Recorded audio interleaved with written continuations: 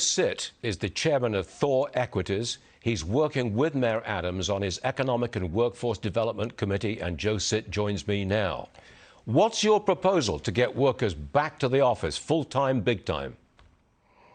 It's really everything that Eric Adams is working towards, which I hate to say it, is basically do the opposite of everything the prior administration has done. Yeah. Beforehand it was, defund the police. Now it's refund the police, increase the security. Before it was bail reform. Now it's how to get tougher. Before it's turn away businesses like Amazon. Now it's going to be about being an ambassador to businesses. Before, put the homeless on the streets. Now go down into the subways, get the homeless out, and put them in some place they can live and be comfortable, not on the streets. On and on. Hold on a second, Joe. The one thing that he has absolutely not done is reverse these mandates.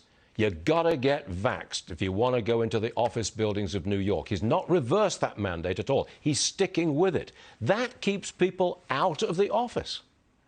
Two parts to that. Number one, remember, he's the middle of the road guy. That election we just passed was really an election for the future of the Democratic Party and the whole United States. And where we could have gone if we didn't get him would have been so dangerous for New York City. So him winning that battle, I think, is going to turn a wave, not just in New York, but the rest of the big cities of the United States to wake up to some of the extremities. You already saw San Francisco talking security. Part one.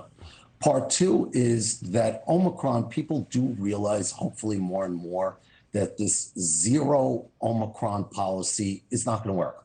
China, Japan, et cetera, et cetera. It reminds me of the movie World War Z, where they thought Israel eventually could be the country to have zero, and even they get overtaken.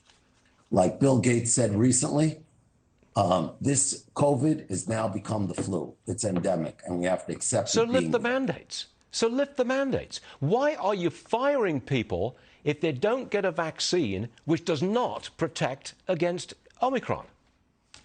I think that in time, they're going to reverse back. One of the most interesting scientific facts came out only a day ago, which is that within 10 seconds, Omicron disappears from the air, which means that as long as you sit a little bit of distance away from people and have air halfway decent air conditioning inside, it'll probably knock it out. So I think that people are going to go there. I think so far this administration is still trying to just be a little extra cautious until they find their way and learn the science, which, they're only in there only for a few days.